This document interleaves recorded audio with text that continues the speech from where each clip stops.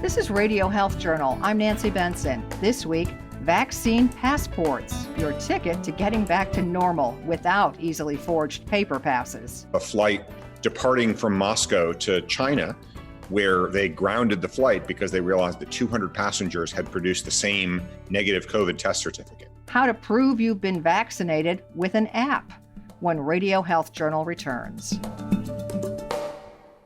I'm Reed Pence, the producer and host of Radio Health Journal. If you like listening to Radio Health Journal, you'll also like our sister show, Viewpoints, which covers a wide array of topics from education to history to the environment. Here's a preview of what they're covering this week on Viewpoints.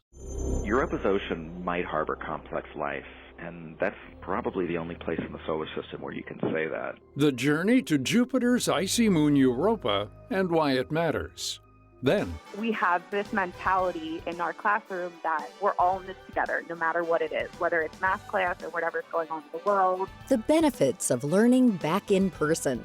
I'm Marty Peterson. And I'm Gary Price. These stories in depth this week on your public affairs magazine, Viewpoints. Listen to Radio Health Journal and Viewpoints on your favorite radio station. And subscribe and listen anytime on Apple Podcasts, Google Play, and Spotify. Also, follow us on Instagram and Twitter at Radio Health Journal.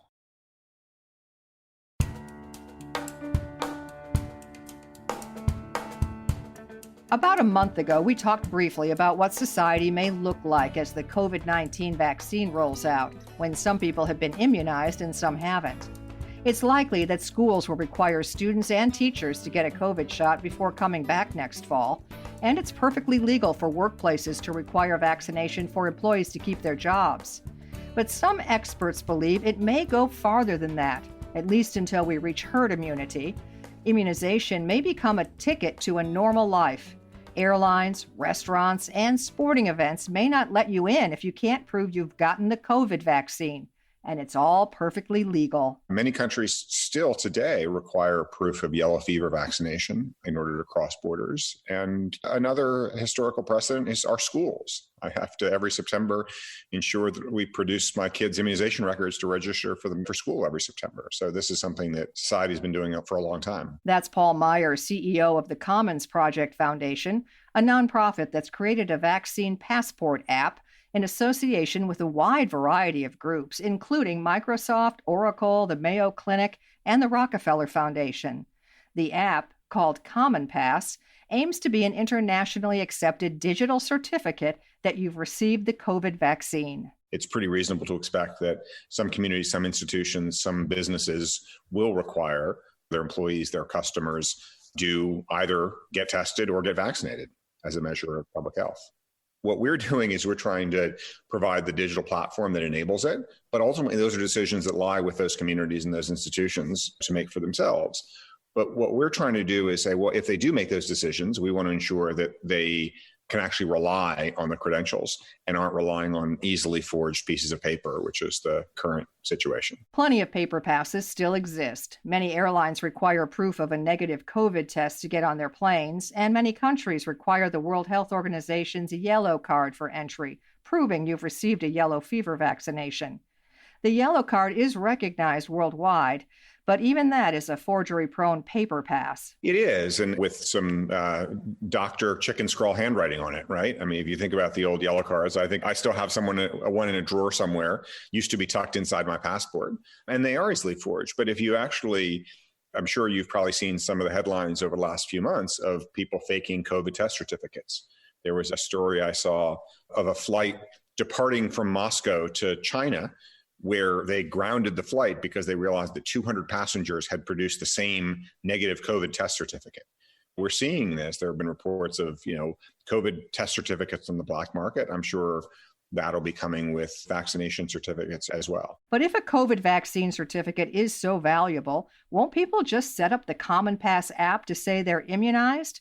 Myers says it doesn't work that way. Well, it's the way it's architected. It only allows you to import those records from trusted health data sources directly from the hospital system or the pharmacy system or the state immunization registry. So you can't go in and tamper with it. You have to retrieve the record from an existing kind of trusted data source of health information.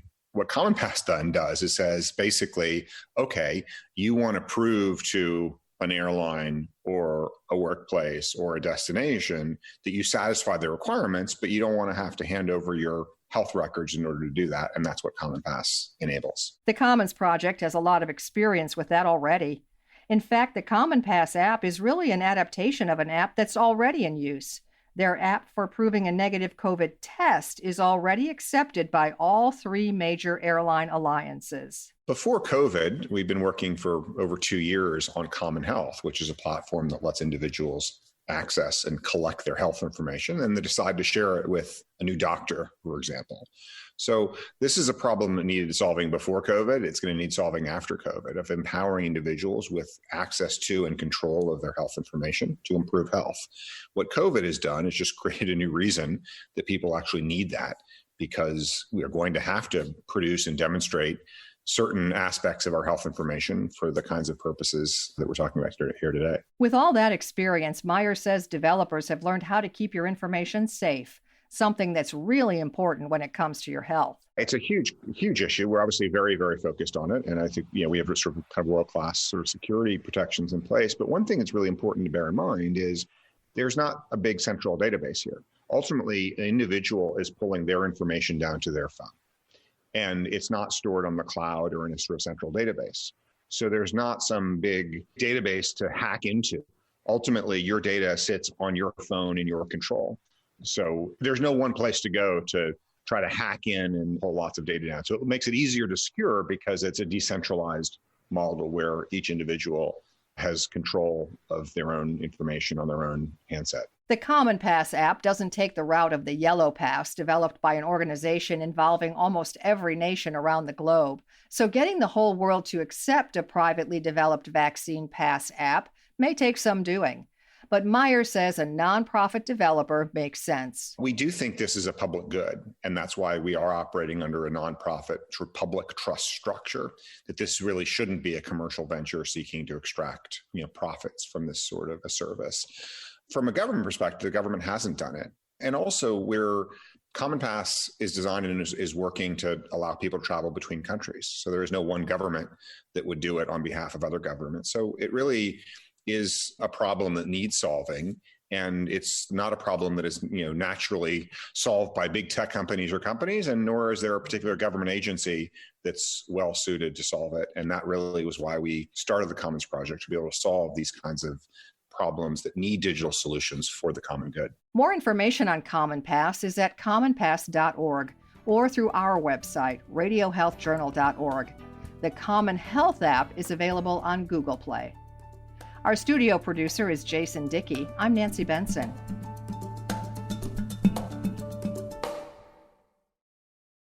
Coming up next week on Radio Health Journal. Parkinson's disease was a very rare condition when it was first described in 1817, and now is the world's fastest growing condition. Another pandemic on the horizon, Parkinson's disease. Then using a gene test to create more individualized treatment for patients. It can make a big difference in reducing this trial and error or random selection of medication that so many go through. All that and more on Radio Health Journal.